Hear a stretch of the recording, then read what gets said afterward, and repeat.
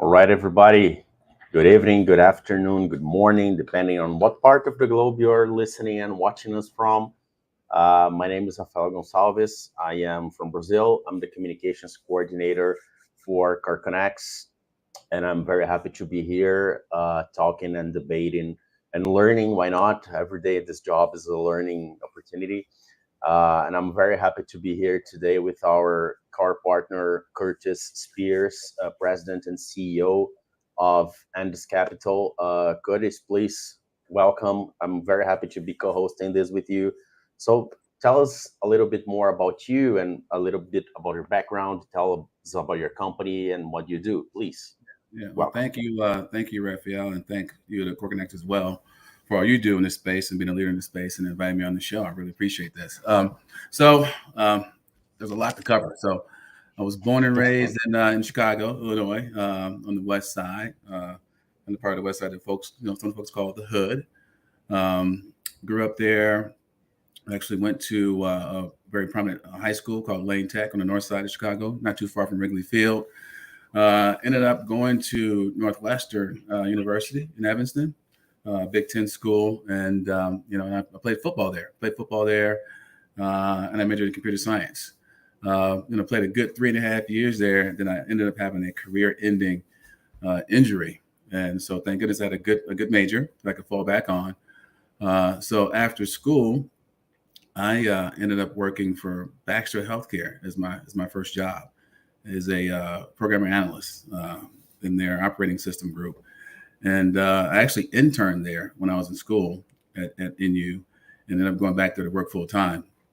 Found out that as a regular employee, it's not the same experience as an intern. It wasn't as much fun. And so I spent, my days just really, in a cube, uh, writing and testing code all day long. So not the most exciting job for me. So I started looking for something else. So lasted there about 6 months, and then I got a call as I was looking from a group called American National Bank in downtown Chicago, and they were looking for a person that they could who could program, who they could teach how to manage money. All right, and they were an index fund shop. So this is back when you could actually charge 10 to 20 basis points for an index fund. So this is going way back. So they brought me in. We had a good chat. And I ended up working there, and that was my first entree into, the financial in the finance. Knew nothing about finance, right? But I learned pretty quickly, and I was a guy who they had. I was a guy who wrote the programs that we used to manage the money. So worked at American National for about 8 years. We were acquired by Northern Trust in '98. So I, maintained the same role at Northern Trust for a couple of years. Then I actually moved into the sales and client servicing side of the business. So I worked with primarily institutions, mid to large size public pension funds across the country, and then worked in that position there for about 5 years. Then moved on to Fifth Third Asset Management, where I had kind of a similar role, but I headed up public fund sales for the firm for some years there. Uh, Left Fifth Third and went to work for my first broker dealer, which was Gardner Rich. And most folks don't know the firm, but you might know the person if you saw the movie Pursuit of Happiness. Will Smith portrayed a guy named Chris Gardner. So I used to run Yes, his. yes. Yeah. So I ran his broker dealer for a couple of years, and actually I Wow. knew Chris for a long time. When I was at American National Bank, we were his first brokerage client, equity brokerage client. So we had a long-standing. Wow. Yeah. He had been chasing me for a while, and he finally got me. So I spent a couple of years there. That's what kind of cut my teeth on the brokerage side.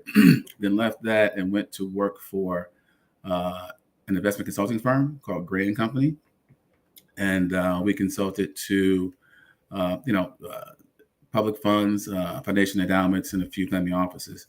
So I was head of sales there as well. Then left there right when I moved to LA from Chicago about 10 years ago. Uh, and so left there and I was trying to figure out what can I do next.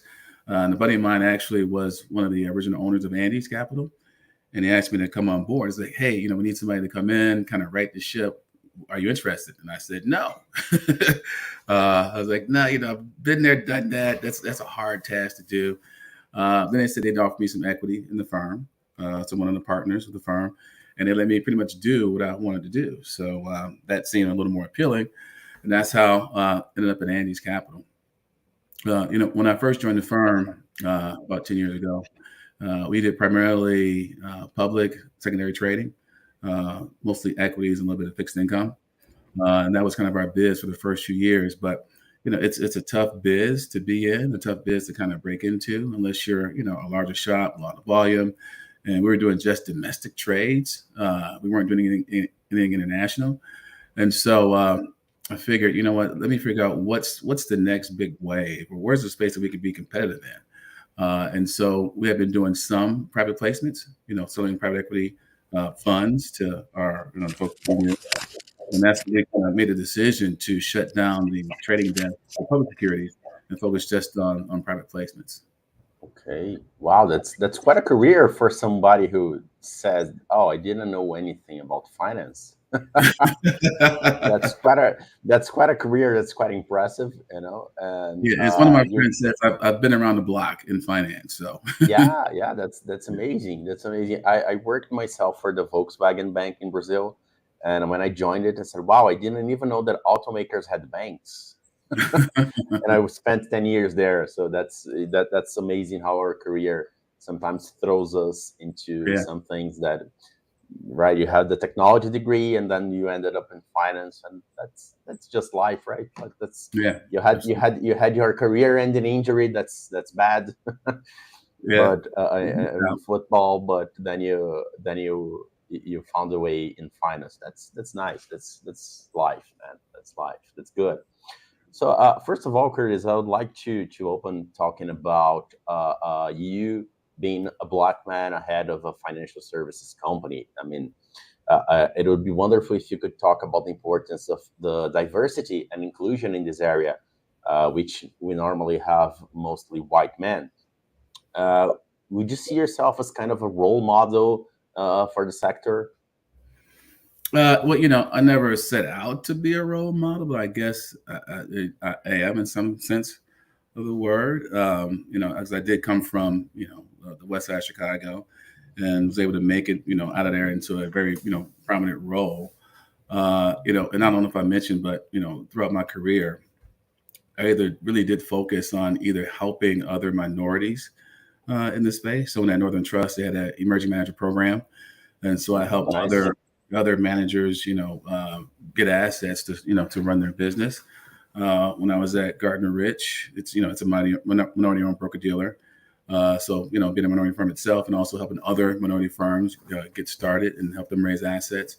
And while at Grand Company, once again, that was a minority-owned firm, and we had a keen focus on trying to help other minority firms get going. So, I guess running the firm myself, I'm not running Goldman Sachs, but still in a prominent position. I think there could be more people like me, in this role, right? We need to see more folks. We need greater access to it, because one of the things when you have diverse folks like me, we add innovation and creativity to the process, right? And we fill those holes that, as you say, white men can't really fill because they don't have the same experiences that we have. So we Exactly. have value in that way. Yeah, and being a role model is not something we think about, right? I think it's more like something that just comes up. And in your case, it really did come up, right? You made your way through it, and you found an opportunity to do so. And do you see that in this industry, you started as a computer programmer of some sort? So do you believe that, especially nowadays, where we can reach uh, uh, further places in the globe, and you don't have to be in Los Angeles or New York or Miami to be inside a great center? Do you believe that technology is the best way for this diversity and inclusion programs that we have nowadays? So yeah, I mean, technology is definitely kind of a game changer, and allowing access for folks into this space, no matter where you're at, is very important, and it makes things a lot easier and gives you more with a lot less, I would say. So that's definitely important for sure. But also too, I think when you're talking about increasing diversity, it still starts from the top. You still need the people to embrace it as well. So technology helps, right? But you still need the folks, who actually run the show, or folks who have the money, right, to embrace, folks, women, and people of color. Yeah, totally. And that's most of what we do at CoreConnex and you and this capital as well as democratizing access to capital, right? Because that's all about democratizing things, access to capital, access to technology, access to information, and that's why we're here because we love to educate markets, we love to educate entrepreneurs, and that's what we're here for, right? Yeah, yeah, But yeah, that's it. In our last core summit, which we held in October 2022, we were together. We had a session with you. You were there with us talking about the cannabis business, which is a very promising business. But you consider yourself and this capital as a whole as industry agnostic. I mean, you do believe in something, but you do not follow a religion, right?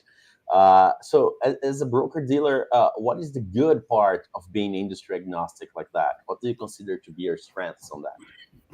yeah. So being open to all industries gives us access to a lot more deals. Because deal flow is definitely important.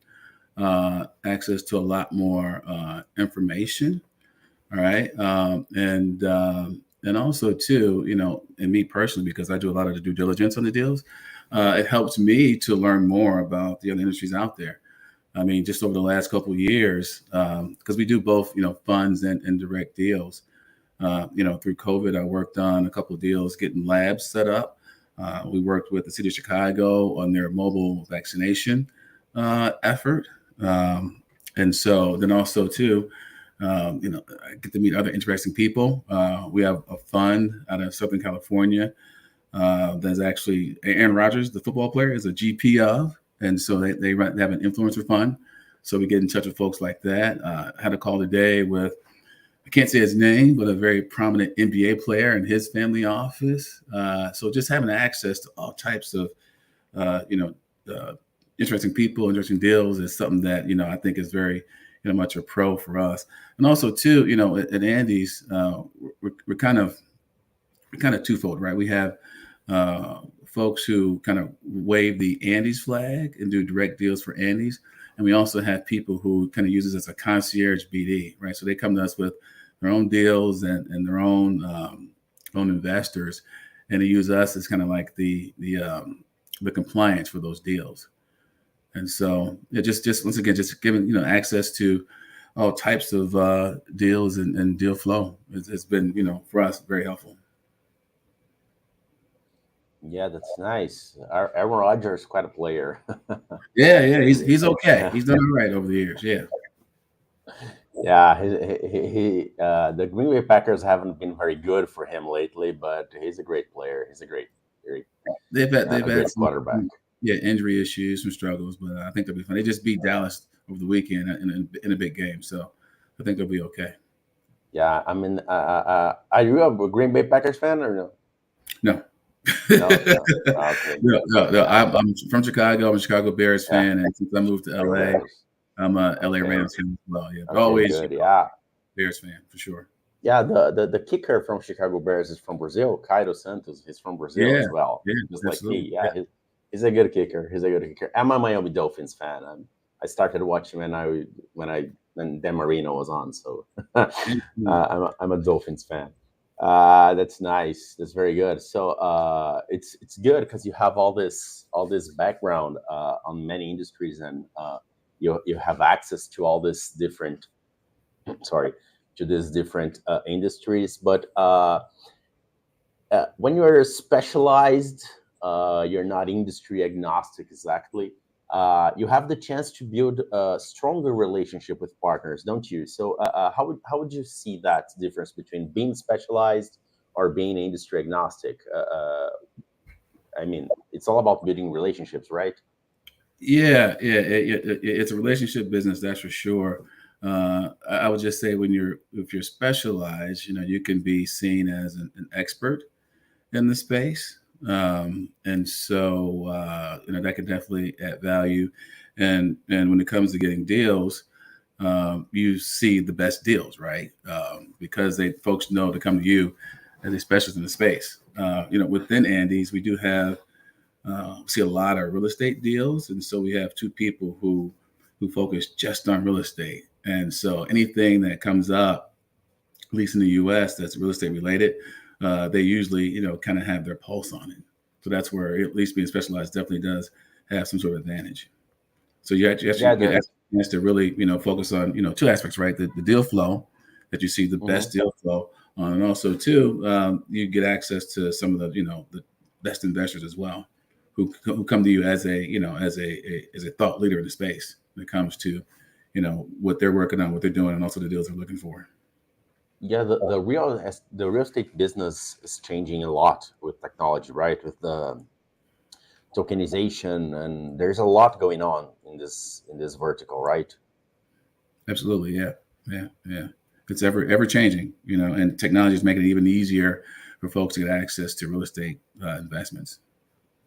Yeah, yes, we had our previous episode actually was with Height Zero, Laura Tomatian, and they work exclusively with real estate. And I was amazed on the huge ecosystem there's behind real estate. Because when you think about real estate, oh, I got a house to live, or sell a house, or buy a condo, but it's huge. Mhm. Oscar, our CEO, actually said, saying that you work with real estate is just like saying I work with internet. It's huge, right? Right, right. Yeah, and this is what all we've been talking about, right? Access, because we're democratizing and creating new opportunities, and that's good. So being industry agnostic allows you to learn a lot and to see a lot of changes going on, right? Yeah, yeah, yeah, yeah. And also too, just with that basic knowledge, you can also kind of predict what changes will be, right? And one of the things we're trying to figure out now is, you mentioned cannabis as being a hot sector, although I'm not really hot on cannabis right now, but also trying to figure out, based on the folks we talk to, the folks we see, what's going to be the next cannabis deal, right? What can Hmm. we get in? What can we find out and be early on? Is what we're looking for, and that gives us access to that as well. Yeah, I don't know if that's the $1 million question, but that surely is the $1 billion answer, right? Right, right, absolutely. Yeah, especially with cannabis, because Joe Biden apparently he's been struggling to make it legal. He has already dropped charges, right, on people who were charged on possession alone. I am not quite sure. If I'm wrong, please correct me. But Hmm. the America seems to be USA seems to be walking towards legalization pretty soon. Yeah, Which yeah, yeah. That's the hope, and that's going to be the big driver on whether or not it's really a good investment or not, right? I know a lot of folks who get in early and made a lot of money, right? But right now it's a little bit tough because really it's the basic thing is if you invest in cannabis now, one you should know what you're doing, right? Because it's still kind of in that shady landscape, but it's just a matter of the real bet is when it'll go legal, and that's when folks can really make mhm. some return on their capital. Yeah, I see cannabis as it's not legal here in Brazil.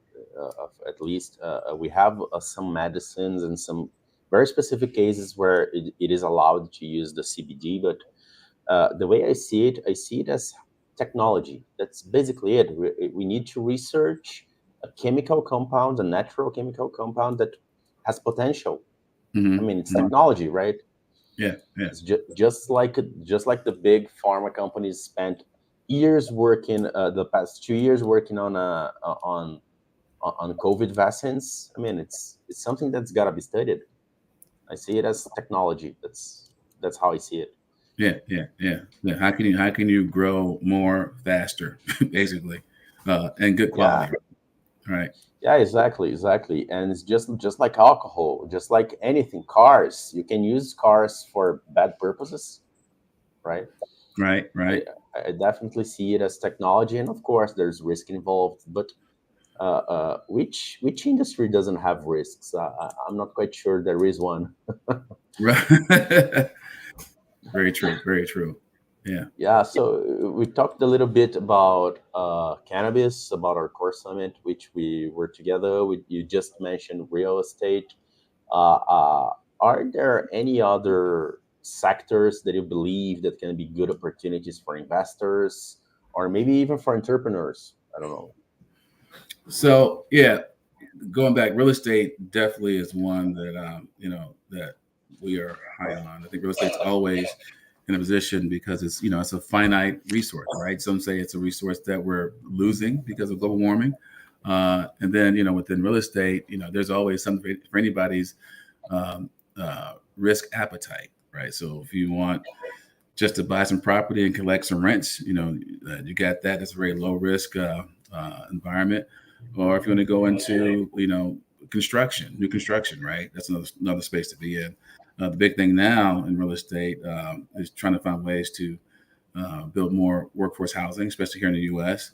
And another big one is building build to rent type homes because of COVID. A lot of folks are looking for more privacy, want to be further away from the city, but don't really have the money for a down payment. So that's another space within real estate that I think is very popular.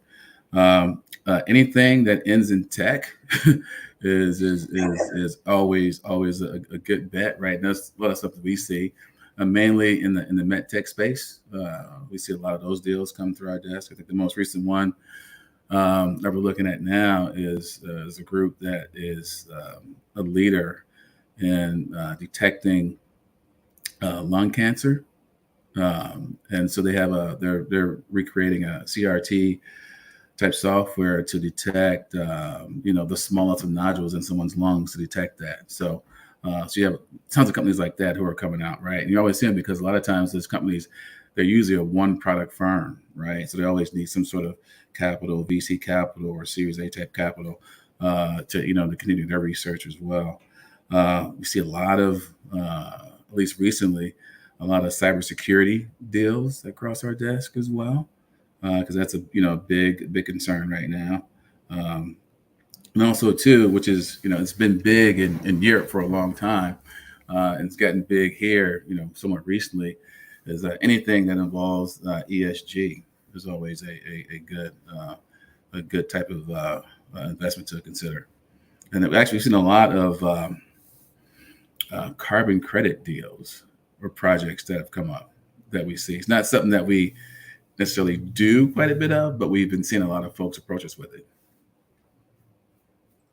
Yeah, two things that you said that really called my attention. The cybersecurity issues. Uh, I read an article a couple of weeks ago saying that cybersecurity is the new bank security, right? Hmm. Back 30 years ago, we had those guys in front of the banks with guns and making protection. That's cybersecurity now is all about that because we don't have money anymore. We have data. We have Right. banks and blockchain and whatever it is, just affirming, yeah, you have this amount of money. You can use this amount of cash. But I don't have the cash itself. I don't have the paper or right. The Yeah. only thing that proves that I have that money is data. So cybersecurity is basically the new bank security, bank guards. Yeah. Yeah. And Everything now is online, or you say through data. It's so it's extremely important for us right now. And you hear about the ransomware issues that we have, and just payment security is huge as well too. So it's really important. And as they yes, say, yeah, being I'm not as much into it now, but being a computer guy, they say no one is necessarily hack proof, right? If they want to get you, they can get you, but you want to at least set it up where you can at least throw it off the common hacker per se. yeah, people always think about hackers as that Mr. Robot image, right? Right. But that's not exactly how it happens, right? I mean, it does No. happen, but that's one kind of hacker. This stereotype is not always true. I mean, you can Mhm. have a hacker plug something to the ATM to grab your credit card, your bank accounts. I mean, you don't have to be that Mr. Robot thing to be hacked, or you don't have to be a big company. Oh, why are people going to hack me? Yes, they Yeah. are probably because you're more vulnerable. Oh yeah, absolutely, absolutely, yeah. And also too, because they're working on one deal right now where they're focused on uh, online security for children who use the web as well. So it's not just for us adults; it's also for the kids too. Hmm. Yeah, yeah, especially after the pandemic, a lot of online schooling, and kids are having more access Hmm. to technology and to online spaces and to online virtual rooms. Yes, so that is definitely an issue. Yeah, That is absolutely. definitely an issue. Yeah, you also mentioned ESG and the carbon credit. I don't think I just mentioned that there are no risk-free industries, but I think that I believe that the ESG topic is going to keep increasing for the next decades, because I really don't see how we can walk away from this kind of environmental and sustainability issues. Yeah, I mean that's probably definitely a whole other webcast series, but uh, Totally. yeah, yeah. And it's we're for most folks, right? Most folks believe, some folks don't believe, right? But we're I think we're fighting for our lives on the earth here, right?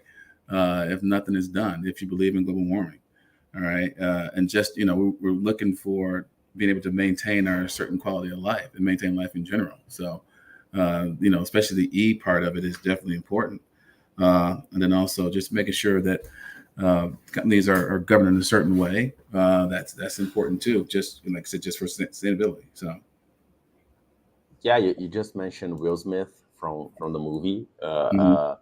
and I'm going to quote him again when he punched Chris Rock in the Oscars. He said he was a work in progress, right?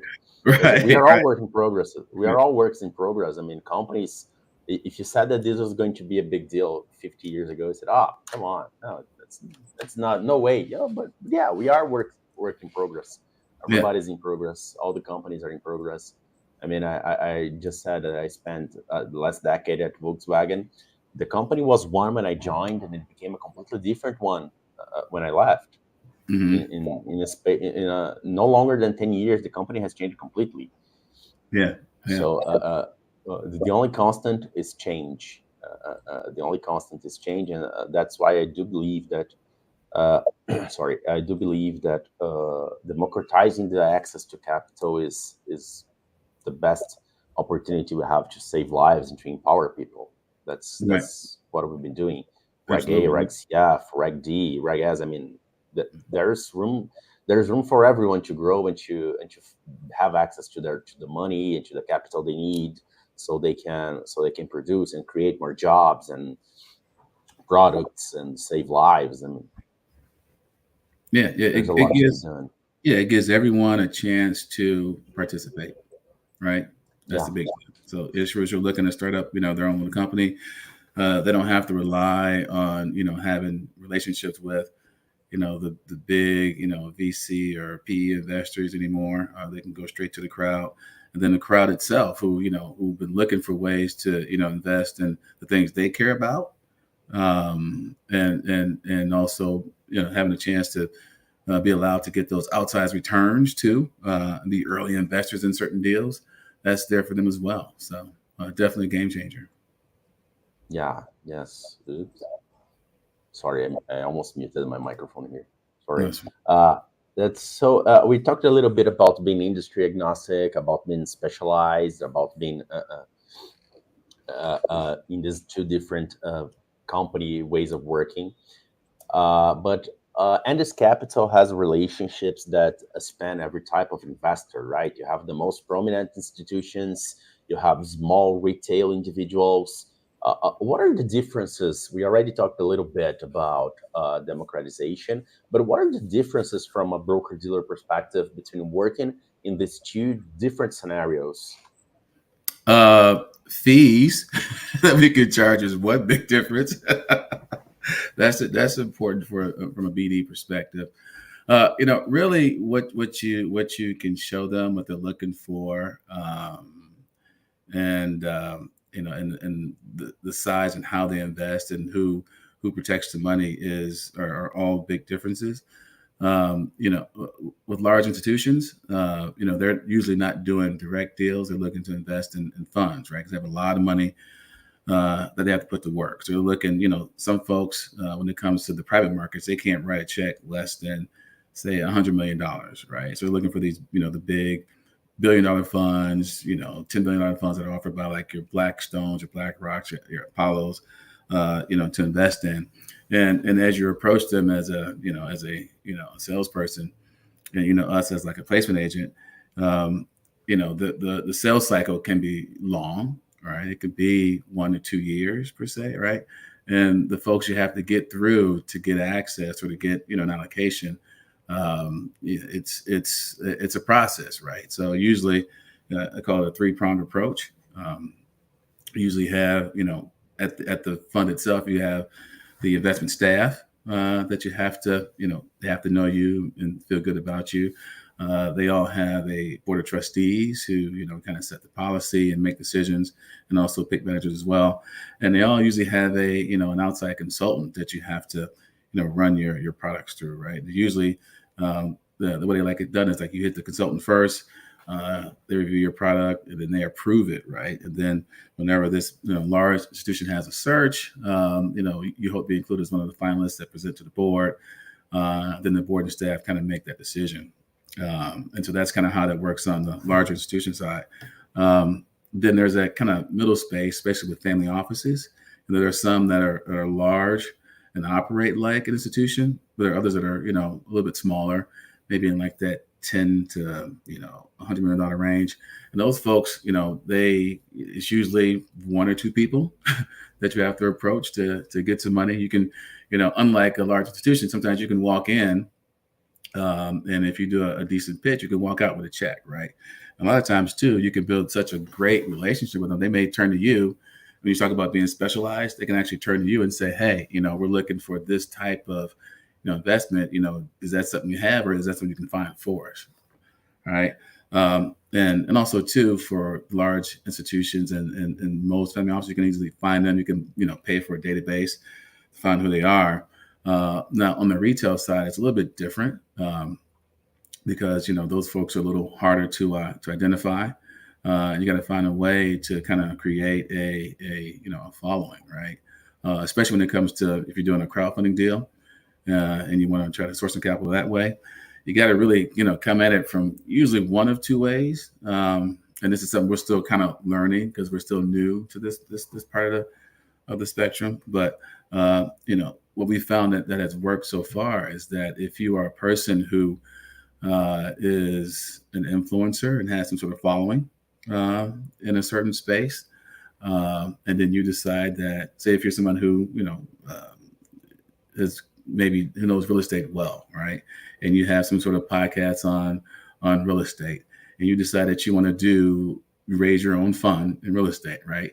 You already have a following of, say, 500,000 people that follow you, that listen to your podcast or your YouTube channel, what have you. That's one way that you can, you already have a base you can turn to if you decide to do some sort of raise to raise money to do some sort of real estate deal. And another way is just to hire their third-party companies that actually help folks with their marketing. At KoreConnection, you have a few marketing partners that work with folks who have their own set database of investors that they can turn to and kind of pinpoint what folks would be attracted or express interest in that type of deal. So a little bit different on retail than institutional, but still all can be approached if done the right way. Yeah, well, in a nutshell, that was a great explanation on Big nutshell. Yeah. Yeah, no, but yeah, I know that of course that a prominent institution, like I mentioned, they have totally different needs when you talk about capital, but it still can be done. It doesn't matter if you're in your garage. Right.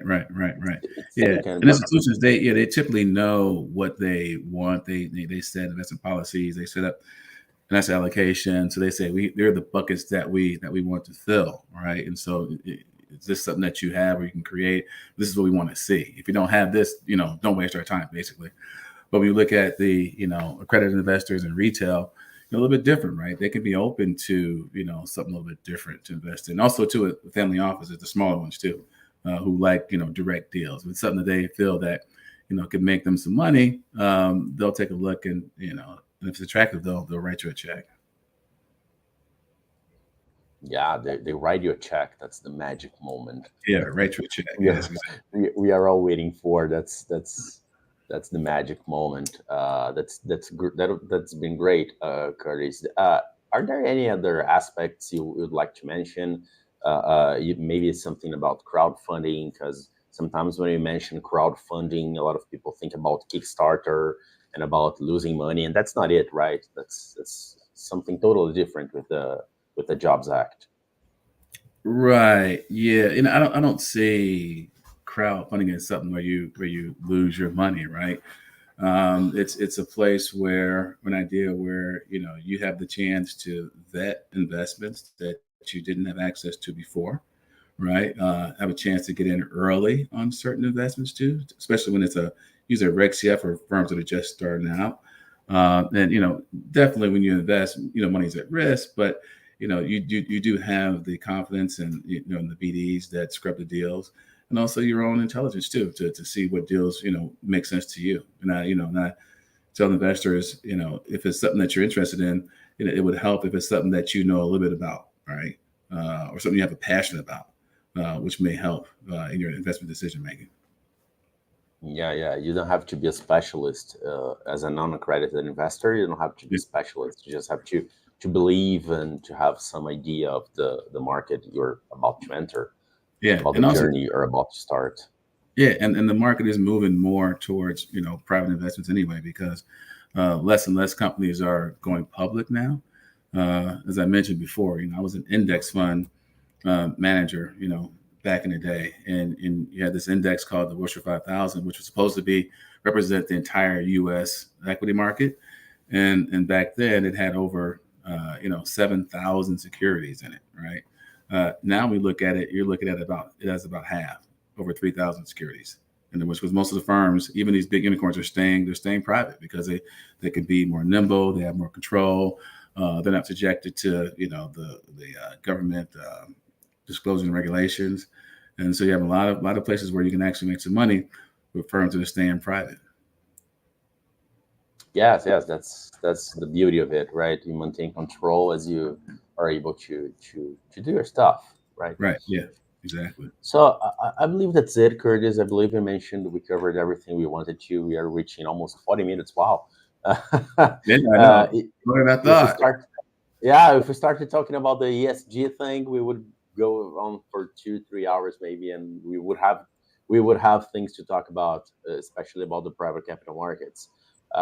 So I believe we could wrap it up with your final thoughts and on private capital market, say our goodbyes, and invite everyone over for your to follow your page and follow you on LinkedIn. Come on. Yeah, yeah. Well, yeah, thank you again, Raphael. I appreciate it for the time. I think although it's been around for a long time, I think this is like the new wave in private investing. And so, if you're someone who has not done it yet, definitely investigate it and see if you're never to do it now. At least be abreast of what's going on and how it's done, and because you might see something you like that you want to put money into, because this is definitely the new wave. And once there's not a big market that's secondary to establish yet, but that's coming, I think. And once that gets established, I think this will be, for a lot of folks, the primary way they invest their assets.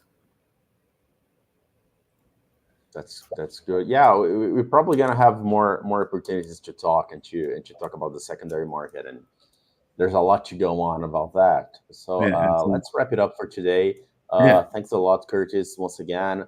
If you're listening or watching us on LinkedIn, on Spotify, follow Indus Capital on LinkedIn, and please subscribe to follow our Spotify channel. You can also catch us on Amazon Music, on YouTube Live, on Apple Podcasts. I mean, we are in several podcast players.